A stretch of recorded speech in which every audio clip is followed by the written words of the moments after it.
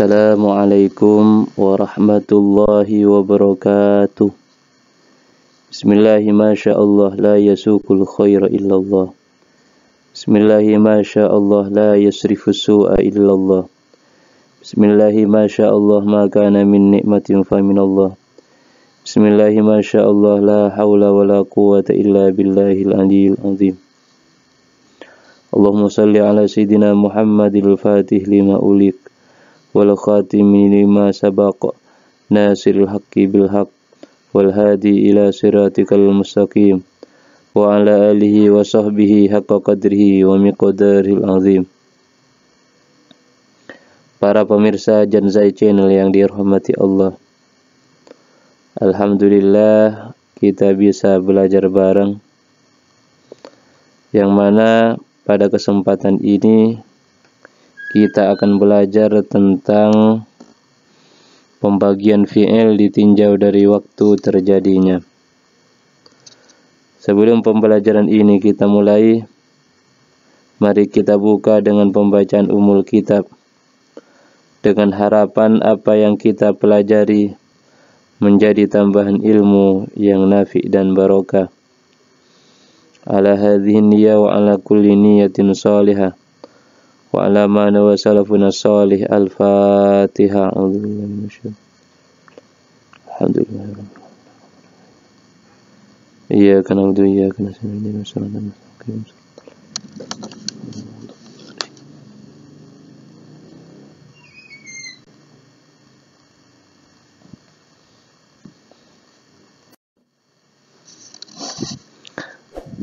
Para pemirsa Janzai Channel yang dirahmati Allah, pada pembahasan sebelumnya telah dijelaskan bahwa fi'il menunjukkan kata kerja, dan fi'il sendiri terbagi menjadi tiga.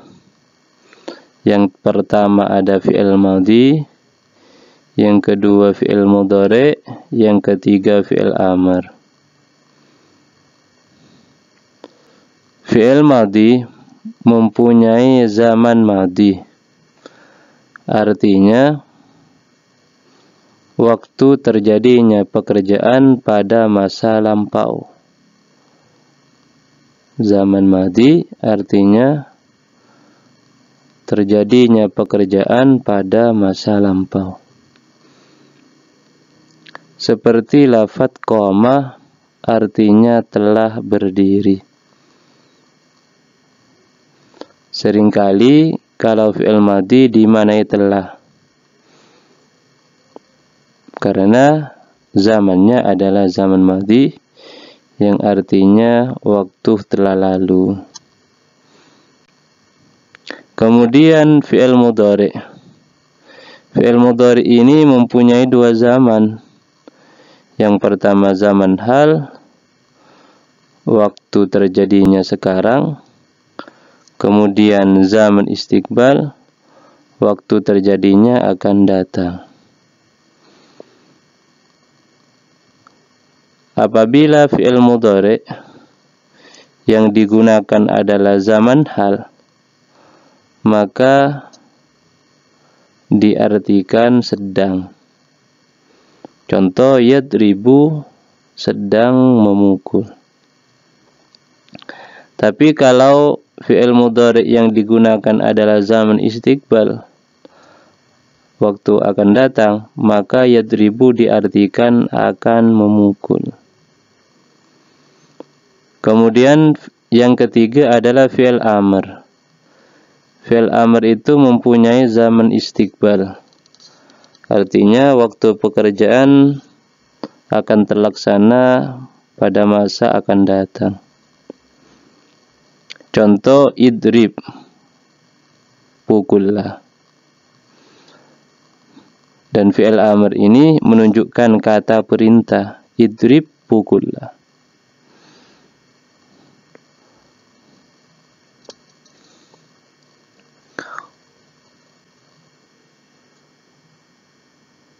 Untuk memastikan bahwa zamannya fi'il amr adalah zaman istiqbal, ini perlu kita berpikir sedikit. Contoh misalnya lafadz idrib, pukullah. Ketika ada orang memerintah untuk memukul, maka waktu terlaksananya perintah itu setelah pembicaraan selesai atau setelah ada perintah. Ketika ada orang mengatakan pukullah, maka terlaksananya memukul itu setelah adanya perintah. Nah, maka fi'il amr ini mempunyai zaman istiqbal, artinya waktu akan datang.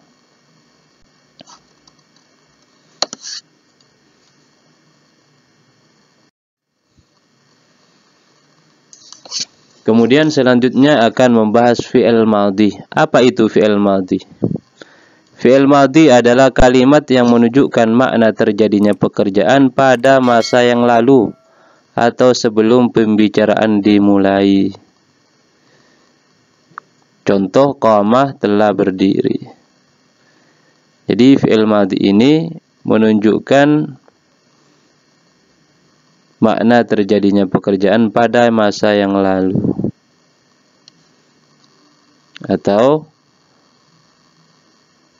sebelum pembicaraan dimulai. Misal ada orang mengatakan ja'a Zaidun, Zaid telah datang. Maka kedatangan Zaid itu sudah terjadi sebelum ada orang yang bilang bahwa Zaid telah datang.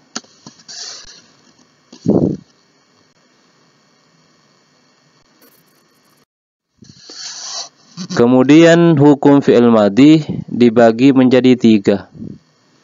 Yang pertama mabni fathah, yang kedua mabni dhammah, yang ketiga mabni sukun. Fi'il madhi mabni fathah apabila tidak bertemu dhamir rafa' mutaharrik atau wawu jama'. Jadi fi'il madhi mabni fathah apabila tidak bertemu dhamir rafa' mutaharrik. Contoh lafadz daraba. Kalau bertemu dhamir rafa' mutaharrik, darabtu. Kemudian tidak bertemu wawu jama'. Daraba ketika bertemu wawu jama' menjadi darabu. Nasara menjadi nasaru. Nah, ketika ada fi'il madhi tidak bertemu dhamir rafa' mutaharrik atau wawu jama', maka mabninya mabni fathah. Perlu diingat kembali bahwa yang diperhatikan adalah harakat huruf terakhir. Daraba berarti yang diperhatikan adalah harakat ba-nya. Nasara yang diperhatikan harakat ra-nya. Harkat ba dan ra di situ adalah berharkat fathah. Berarti fi'il madhi adalah mabninya mabni fathah. Kemudian yang kedua, fi'il madhi itu mabni dhammah. Kapan fi'il madhi mabni dhammah? Apabila fi'il madhi bertemu wawu jama'. Contoh darabu, nasaru. Jadi lafadz darabu yang asalnya daraba ketika ketemu wawu jama' menjadi darabu. Situ yang menjadi perhatian adalah harakat ba-nya karena asal huruf daraba ba yang terakhir. Maka harakat ba di situ berharakat dhammah menjadi darabu. Maka mabninya fi'il madhi ketika bertemu jama' menjadi mabni dhammah. Atau contoh yang kedua nasaru, yaitu harkat ra-nya. Ketika bertemu wawu jama' maka menjadi dhammah. Kemudian yang ketiga adalah mabni sukun. Fi'il madhi mabni sukun apabila bertemu dhamir rafa mutaharrik. Dhamir rafa artinya dhamir yang mempunyai mahal rafa atau kedudukannya sebagai fa'il. Mutaharrik artinya dhamir tersebut berharkat, bukan sukun. Seperti lafaz darabtu. Darabtu di situ dhamir rafa mutaharriknya adalah lafaz attu. Nah, ketika ada fi'il madhi bertemu dhamir rafa mutaharrik, maka mabni sukun. Darabtu yang mabni sukun adalah ba-nya. Kemudian nasartu adalah ra-nya. Darabtu dan nasartu, darabtu asalnya daraba, kemudian ketemu dhamir rafa mutaharrik atta, maka daraba menjadi darabtu. Nasara ketika ketemu dhamir rafa mutaharrik menjadi nasartu.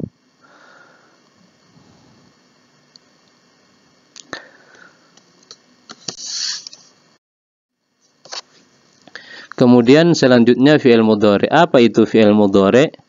Fi'il mudhari adalah kalimat yang menunjukkan makna terjadinya pekerjaan pada masa sekarang atau akan datang. Jadi fi'il mudhari mempunyai dua zaman.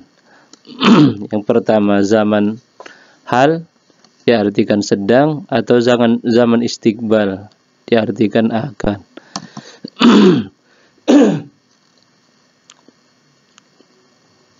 Contoh yakumu, sedang atau akan berdiri. Atau fi'il mudhari adalah setiap fi'il yang mendapat tambahan huruf mudhara'ah di awal kalimatnya. Contoh daraba, fi'il mudhari'nya menjadi yadribu. Nasara fi'il mudhari'nya menjadi yansuru. Qama fi'il mudhari'nya adalah yakumu.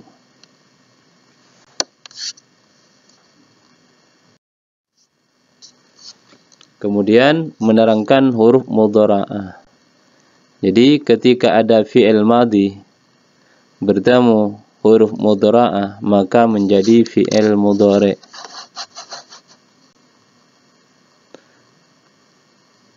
Fi'il huruf mudhara'ah itu ada 4. Terkumpul dalam lafaz ana itu. Yang pertama hamzah, yang kedua nun, yang ketiga iya, yang keempat adalah ta. Contoh yang hamzah adalah af'ulu, adribu, ansuru. Kemudian fi'il mudhari yang diawali nun, naf'ulu, nadribu, nansuru. Kemudian fi'il mudhari yang diawali iya, yaf'ulu, yadribu, yansuru. Kemudian yang terakhir fi'il mudhari yang didahului ta, contohnya taf'ulu, tadribu, tansuru. Dan untuk lebih jelasnya kita bisa buka kitab Amsilatut Tasrif.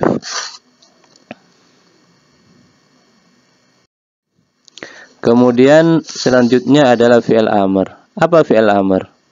Fi'il amr adalah kalimat yang menunjukkan makna perintah untuk melakukan pekerjaan setelah pembicaraan selesai. Contoh idrib, pukullah.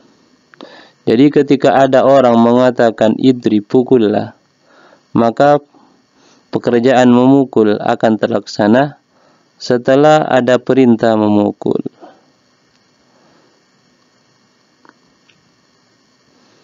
Atau ketika ada orang merintah tolonglah, maka pekerjaan menolong akan terlaksana setelah ada perintah untuk menolong.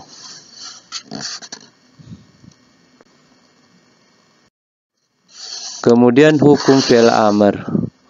Hukum fi'il amr itu terbagi menjadi 3. Yang pertama mabni sukun, yang kedua mabni membuang huruf illat, kemudian mabni membuang nun. Untuk fi'il amr ini sama dengan fi'il mudhari hukumnya. ketika fi'il mudhari' jazm. Hukum fi'il amr yang pertama adalah mabni sukun. Kapan fi'il amr mabni sukun? Apabila berupa fi'il sahihul akhir. Jadi kalau fi'il amrnya berupa fi'il sahihul akhir, maka mabninya fi'il amr mabni sukun. Dan tidak bertemu alif tasniyah, waw jama' atau iya muannas mukhatabah. Seperti lafadz idrib, unsur. Jadi lafadz idrib huruf akhirnya adalah ba. Ba itu bukan huruf illat. Apa huruf illat itu? Apa saja huruf illat? Yang pertama waw, yang kedua alif, dan yang ketiga iya. Dan apabila fi'il amr tidak berupa huruf waw, alif dan iya di akhir kalimatnya, maka fi'il amr tersebut harus berharkat sukun atau mabni sukun. Contoh yang kedua, lafadz unsur. Ar-ra di situ adalah bukan termasuk huruf illat. Kemudian yang kedua, mabni membuang huruf illat. Kapan fi'il amr mabni membuang huruf illat? Apabila berupa fi'il mu'tal akhir. Artinya huruf akhirnya fi'il amr berupa huruf illat, yaitu bisa saja berupa waw, bisa saja berupa alif, atau bisa saja berupa iya. Dan tidak bertemu alif tasniyah, waw jama' atau iya muannas mukhatabah. Contoh uzuh. Asalnya uzuh ada wawnya, maka waw dihilangkan ketika menjadi fi'il amr. Lafadz uzu, maka wawnya dihilangkan karena fi'il amr tidak menerima huruf illat. Ikhsha, asalnya ikhsha, ada alifnya, kemudian alif dihilangkan karena fi'il amr tidak menerima huruf illat. Irmi, asalnya irmi, huruf illatnya dihilangkan, huruf iya-nya.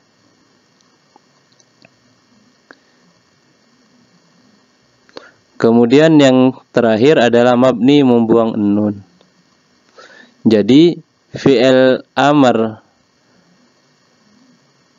yang sahihul akhir ataupun mu'tal akhir ketika bertemu alif tasniyah, waw jama' atau iya muannas mukhatabah, maka mabninya mabni membuang huruf nun. Contoh lafadz idriba, asalnya idribani, nunnya dibuang. Ini contoh fi'il amr yang bertemu alif tasniyah.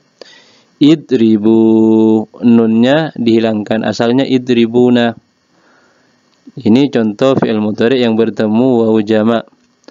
Idribi, contoh fi'il amr yang bertemu iya muannas mukhatabah. Kemudian unsura, contoh fi'il mudhari yang bertemu alif tasniyah. Unsuru, fi'il mudhari yang fi'il amr. Unsura, fi'il amr yang bertemu alif tasniyah. Unsuru, fi'il amr yang bertemu jama'. Kemudian unsuri, fi'il amr yang bertemu iya muannas mukhatabah.